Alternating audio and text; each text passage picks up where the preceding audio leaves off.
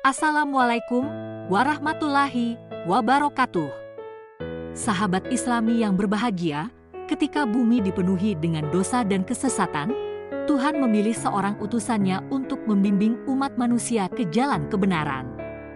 Nabi Nuh, pilihan Allah yang bijak, diberikan tugas suci untuk menyelamatkan umat dari kehancuran yang telah disesatkan oleh syaitan. Bagaimana kisahnya? Yuk sama-sama kita dengarkan. Nabi Nuh adalah nabi keempat sesudah Adam, Syith dan Idris, dan keturunan ke-9 dari Nabi Adam.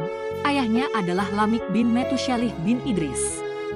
Nabi Nuh menerima wahyu kenabian dari Allah pada masa fatrah, yang mana pada masa itu adalah masa kekosongan di antara dua rasul, di mana biasanya manusia secara berangsur-angsur melupakan ajaran agama yang dibawa oleh nabi yang meninggalkan mereka dan kembali bersyirik, meninggalkan amal kebajikan. Mereka melakukan kemungkaran dan kemaksiatan di bawah pimpinan iblis. Demikianlah maka kaum Nabi Nuh tidak luput dari proses tersebut, sehingga ketika Nabi Nuh datang di tengah-tengah mereka, mereka sedang menyembah berhala, ialah patung-patung yang dibuat oleh tangan-tangan mereka sendiri disembahnya, sebagai Tuhan-Tuhan yang dapat membawa kebaikan dan manfaat serta menolak segala kesengsaraan dan kemalangan menurut kepercayaannya. Berhala-berhala yang dipertuhankan dan menurut kepercayaan mereka mempunyai kekuatan dan kekuasaan gaib, nama-nama yang silih berganti menurut kehendak dan selera kebodohan mereka. Kadang-kadang mereka namakan berhala mereka Wad dan Suwa, kadangkala Yaguts, dan bila sudah bosan digantinya dengan nama Yatub dan Nasr. Nabi Nuh berdakwah kepada kaumnya yang sudah jauh tersesat oleh iblis itu, mengajak mereka meninggalkan syirik dan penyembahan berhala dan kembali kepada tauhid, menyembah Allah Tuhan sekalian alam, melakukan ajaran-ajaran agama yang diwahyukan kepadanya, serta meninggalkan kemungkaran dan kemaksiatan yang diajarkan oleh syaitan dan iblis. Nabi Nuh menarik perhatian kaumnya agar melihat alam semesta yang diciptakan oleh Allah berupa langit dengan matahari, bulan dan bintang-bintang yang menghiasinya, bumi dengan kekayaan yang ada di atas dan di bawahnya, berupa tumbuh-tumbuhan dan air yang mengalir yang memberi kenikmatan hidup kepada manusia, pengantian malam menjadi siang dan sebaliknya, yang kesemua itu menjadi bukti dan tanda nyata akan adanya keesaan Tuhan yang harus disembah, dan bukan berhala-berhala yang mereka buat dengan tangan mereka sendiri. Di samping itu, Nabi Nuh juga memberitakan kepada mereka bahwa akan ada ganjaran yang akan diterima oleh manusia atas segala amalannya di dunia, yaitu syurga, bagi amalan kebajikan yaitu neraka. Bagi segala pelanggaran terhadap perintah agama yang berupa kemungkaran dan kemaksiatan, Nabi Nuh yang dikurniakan Allah dengan sifat-sifat yang patut dimiliki oleh seorang nabi, fasih dan tegas dalam kata-katanya, bijaksana dan sabar dalam tindak melaksanakan tugas risalahnya kepada kaumnya, dengan penuh kesabaran dan kebijaksanaan dengan cara yang lemah lembut untuk mengetuk hati nurani mereka, dan kadangkala dengan kata-kata yang tajam dan nada yang kasar bila menghadapi pembesar-pembesar. Kaumnya yang keras kepala, yang enggan menerima hujah dan dalil-dalil yang dikemukakan kepada mereka yang tidak dapat mereka membantahnya atau mematahkannya. Akan tetapi, walaupun Nabi Nuh telah berusaha sekuat tenaganya berdakwah kepada kaumnya dengan segala kebijaksanaan, kecekapan dan kesabaran, dan dalam setiap kesempatan, siang maupun malam dengan cara berbisik-bisik atau cara terang-terangan, hanya sedikit sekali dari kaumnya yang dapat menerima dakwahnya dan mengikuti ajakannya, yang menurut sementara riwayat tidak melebihi bilangan 100 orang, mereka pun terdiri dari orang-orang yang miskin berkedudukan sosial lemah. Sedangkan orang yang kaya raya, berkedudukan tinggi dan terpandang dalam masyarakat, yang merupakan pembesar-pembesar dan penguasa-penguasa tetap membangkang, tidak mempercayai Nabi Nuh, mengingkari dakwahnya dan sesekali tidak merelakan melepas agamanya dan kepercayaan mereka terhadap berhala-berhala mereka. Bahkan mereka berusaha dengan mengadakan persekongkolan hendak melumpuhkan dan mengagalkan usaha dakwah Nabi Nuh. Berkata mereka kepada Nabi Nuh, "Bukankah engkau hanya seorang daripada kami, dan tidak berbeda daripada kami sebagai manusia biasa? Jikalau betul Allah akan mengutuskan seorang rasul yang membawa perintahnya, nescaya ia akan mengutuskan seorang malaikat yang patut kami dengarkan kata-katanya. Dan kami ikuti ajakannya, dan bukan manusia biasa seperti engkau hanya dapat diikuti orang-orang rendah kedudukan sosialnya, seperti para buruh petani, orang-orang yang tidak berpenghasilan yang bagi kami mereka seperti sampah masyarakat. Pengikut-pengikutmu itu adalah orang-orang yang tidak mempunyai daya pikiran dan ketajaman otak. Mereka mengikutimu secara buta tuli tanpa memikirkan dan menimbangkan masak-masak benar atau tidaknya dakwah dan ajakanmu itu. Coba agama yang engkau bawa dan ajaran-ajaran yang engkau sadurkan kepada kami itu betul-betul benar. Nescaya kamilah dulu mengikutimu dan bukannya orang-orang yang mengemis pengikut-pengikutmu itu. Kami sebagai pemuka-pemuka masyarakat yang pandai berpikir, memiliki kecerdasan otak dan pandangan yang luas dan yang dipandang masyarakat sebagai pemimpin-pemimpinnya, tidaklah mudah kami menerima ajakanmu dan dakwahmu. Engkau tidak mempunyai kelebihan di atas kami tentang soal-soal kemasyarakatan dan pergaulan hidup. Kami jauh lebih pandai dan lebih mengetahui daripadamu tentang hal itu semuanya. Anggapan kami terhadapmu, tidak lain dan tidak bukan, bahwa engkau adalah pendusta belaka. Nuh berkata, menjawab ejekan dan olok-olokan kaumnya. Adakah engkau mengira bahwa aku dapat memaksa kamu mengikuti ajaranku? Atau mengira bahwa aku mempunyai kekuasaan untuk menjadikan kamu orang-orang yang beriman? Jika kamu tetap menolak ajakanku dan tetap membuta tuli terhadap bukti-bukti kebenaran dakwahku, dan tetap mempertahankan pendirianmu yang tersesat yang diilhamkan oleh kesombongan dan kecongkakan karena kedudukan dan harta benda yang kamu miliki, aku hanya seorang manusia yang mendapat amanat dan diberi tugas oleh Allah untuk menyampaikan risalahnya kepada kamu. Jika kamu tetap berkeras kepala dan tidak mau kembali ke jalan yang benar dan menerima agama Allah yang diutuskannya kepadaku, maka terserahlah kepada Allah untuk menentukan hukumannya dan ganjarannya ke atas diri kamu. Aku hanya pesuruh dan rasulnya yang diperintahkan untuk menyampaikan amanatnya kepada hamba-hambanya. Dialah yang berkuasa memberi hidayah kepadamu dan mengampuni dosamu, atau menurunkan azab dan siksaannya di atas kamu sekalian jika Ia kehendaki.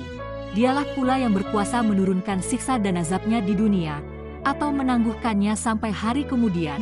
Dialah Tuhan pencipta alam semesta ini, Maha Kuasa, Maha Mengetahui, Maha Pengasih dan Maha Penyayang.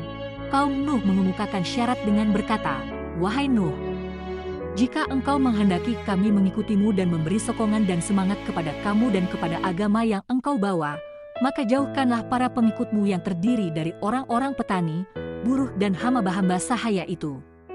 Usirlah mereka dari pengaulanmu, karena kami tidak dapat bergaul dengan mereka, duduk berdampingan dengan mereka, mengikut cara hidup mereka, dan bergabung dengan mereka dalam suatu agama dan kepercayaan. Dan bagaimana kami dapat menerima satu agama yang menyamaratakan para bangsawan dengan orang awam, penguasa dan pembesar dengan buruh-buruhnya dan orang kaya yang berkedudukan dengan orang yang miskin? Nabi Nuh menolak pensyaratan kaumnya dan berkata, risalah dan agama yang aku bawa adalah untuk semua orang tiada pengecualian, yang pandai maupun yang bodoh, yang kaya maupun miskin, majikan ataupun buruh, di antara peguasa dan rakyat biasa semuanya mempunyai kedudukan dan tempat yang sama terhadap agama dan hukum Allah. Andai kata aku memenuhi pensyaratan kamu dan meluluskan keinginanmu menyingkirkan para pengikutku yang setia itu, maka siapakah yang dapat kuharapkan akan meneruskan dakwahku kepada orang ramai? Dan bagaimana aku sampai hati menjauhkan daripadaku orang-orang yang telah beriman dan menerima dakwahku dengan penuh keyakinan dan keikhlasan dikala kamu menolaknya serta mengingkarinya, orang-orang yang telah membantuku dalam tugasku dikala kamu menghalangi usahaku dan merintangi dakwahku. Dan bagaimanakah aku dapat mempertanggungjawabkan tindakan pengusiranku kepada mereka terhadap Allah, bila mereka mengadu bahwa aku telah membalas kesetiaan dan ketaatan mereka dengan sebaliknya semata-mata untuk memenuhi permintaanmu, dan tunduk kepada pensyaratanmu yang tidak wajar dan tidak dapat diterima oleh akal dan pikiran yang sehat. Sesungguhnya kamu adalah orang-orang yang bodoh dan tidak berpikiran sehat, pada akhirnya, karena merasa tidak berdaya lagi mengingkari kebenaran kata Nabi Nuh dan merasa kehabisan alasan dan hujah untuk melanjutkan dialog dengan beliau, maka berkatalah mereka, wahai Nabi Nuh, kita telah banyak bermujadalah dan berdebat dan cukup berdialog serta mendengar dakwahmu yang sudah menjemukan itu. Kami tetap tidak akan mengikutimu, dan tidak akan sesekali melepaskan kepercayaan dan adat istiadat kami, sehingga tidak ada gunanya lagi engkau mengulang-ulangi dakwah dan ajakanmu dan bertegang lidah dengan kami. datangkanlah apa yang engkau benar-benar orang yang menepati janji dan kata-katanya. Kami ingin melihat kebenaran kata-katamu dan ancamanmu dalam kenyataan. Karena kami masih tetap belum mempercayaimu dan tetap meragukan dakwahmu, Nabi Nuh berputus asa dari kaumnya. Nabi Nuh berada di tengah-tengah kaumnya selama 950 tahun berdakwah, menyampaikan risalah Tuhan, mengajak mereka meninggalkan penyembahan berhala, dan kembali menyembah dan beribadah kepada Allah yang Maha Kuasa. Memimpin mereka keluar dari jalan yang sesat dan gelap ke jalan yang benar dan terang, mengajar mereka hukum-hukum syariat dan agama yang diwahyukan oleh Allah kepadanya, mengangkat derajat manusia yang tertindas dan lemah ke tingkat yang sesuai dengan fitrah dan kudratnya, dan berusaha menghilangkan sifat-sifat sombong dan angkuh yang melekat pada para pembesar kaumnya, dan mendidik agar mereka berkasih sayang, tolong-menolong di antara sesama manusia.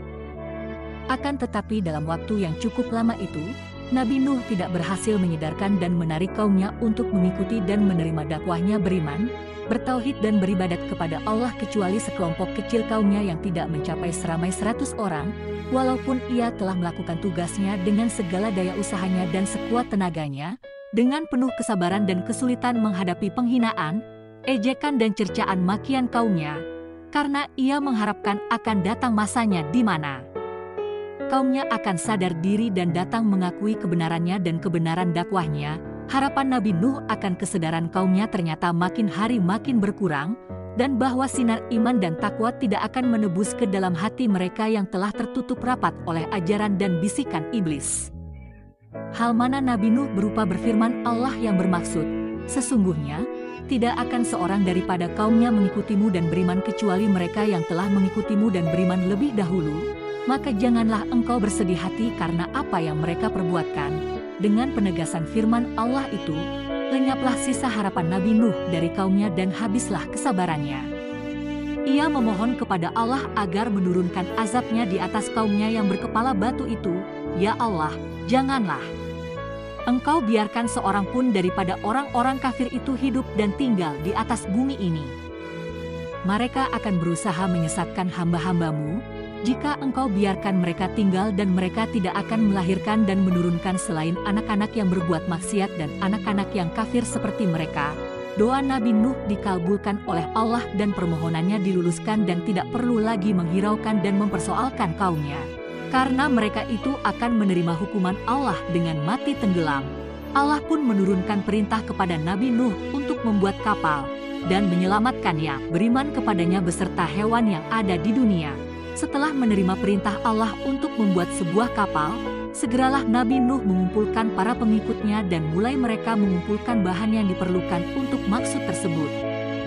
Kemudian dengan mengambil tempat di luar dan agak jauh dari kota dan keramaian, mereka dengan rajin dan tekun bekerja siang dan malam menyelesaikan pembinaan kapal yang diperintahkan itu, walaupun Nabi Nuh telah menjauhi kota dan masyarakatnya, agar dapat bekerja dengan tenang tanpa gangguan bagi menyelesaikan pembinaan kapalnya. Namun, ia tidak luput dari ejekan dan cemohan kaumnya, yang kebetulan atau sengaja melalui tempat kerja membina kapal itu, mereka mengejek dan mengolok-olok dengan mengatakan, "Wahai Nuh, sejak bila engkau telah menjadi tukang kayu dan pembuat kapal? Bukankah engkau seorang nabi dan rasul menurut pengakuanmu? Kenapa sekarang menjadi seorang tukang kayu dan pembuat kapal? Dan kapal yang engkau buat itu di tempat yang jauh dari air, ini adalah maksudmu untuk ditarik oleh kerbau ataukah mengharapkan angin yang akan menarik kapalmu ke laut?"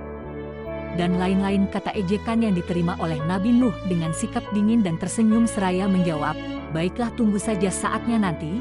Jika kamu sekarang mengejek dan mengolok-olok kami, maka akan tibalah masanya kelak bagi kami untuk mengejek kamu, dan akan kamu ketahui kelak untuk apa kapal yang kami siapkan ini.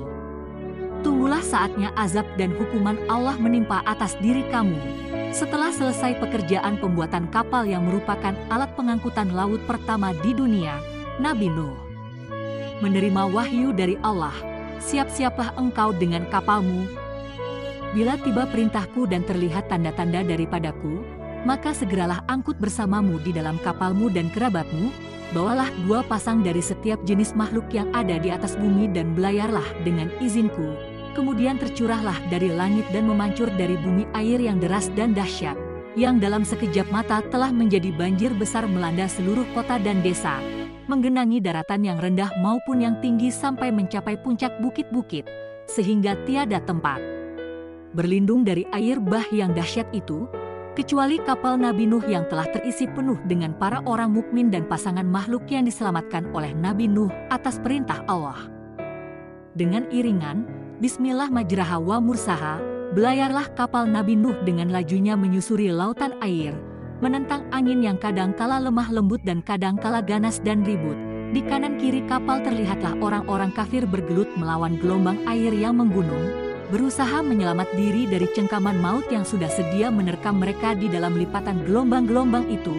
Tatkala Nabi Nuh berada di atas geladak kapal memperhatikan cuaca dan melihat-lihat orang kafir dari kaumnya sedang bergelimpangan di atas permukaan air, tiba-tiba terlihatlah olehnya tubuh putra sulungnya yang bernama Kan'an, timbul tenggelam dipermainkan oleh gelombang, yang tidak menaruh belas kasihan kepada orang-orang yang sedang menerima hukuman Allah itu. Pada saat itu, tanpa disadari, timbullah rasa cinta dan kasih sayang seorang ayah terhadap putra kandungnya yang berada dalam keadaan cemas menghadapi maut ditelan gelombang. Nabi Nuh secara spontan, terdorong oleh suara hati kecilnya berteriak dengan sekuat suaranya memanggil putranya, "Wahai anakku, datanglah kemari dan gabungkan dirimu bersama keluargamu. Bertaubatlah engkau dan berimanlah kepada Allah agar engkau selamat dan terhindar dari bahaya maut yang engkau menjalani hukuman Allah."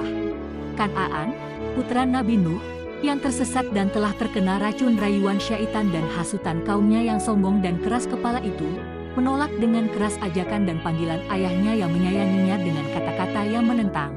"Biarkanlah aku dan pergilah, jauhilah aku. Aku tidak sudi berlindung di atas geladak kapalmu, aku akan dapat menyelamatkan diriku sendiri dengan berlindung di atas bukit yang tidak akan dijangkau oleh air bah ini." Nuh menjawab, "Percayalah bahwa tempat satu-satunya yang dapat menyelamatkan engkau ialah bergabung dengan kami di atas kapal ini. Masa tidak akan ada yang dapat melepaskan diri dari hukuman Allah yang telah ditimpakan ini kecuali orang-orang yang memperolehi rahmat dan keampunannya."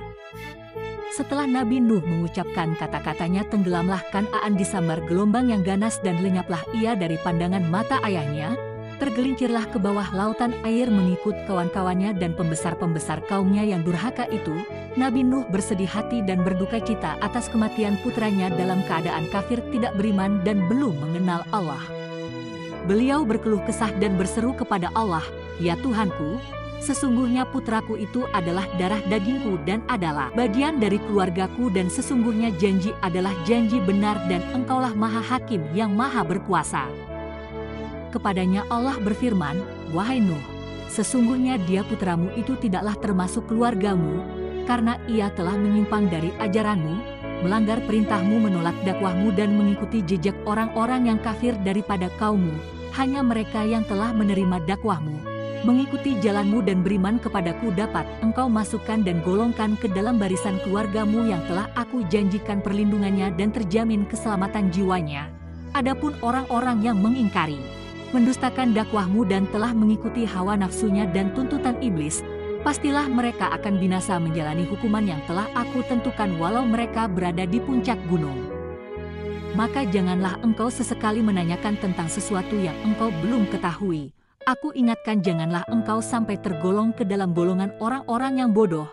Nabi Nuh sadar segera setelah menerima teguran dari Allah, bahwa cinta kasih sayangnya kepada anaknya telah menjadikan ia lupa akan janji dan ancaman Allah terhadap orang-orang kafir termasuk putranya sendiri.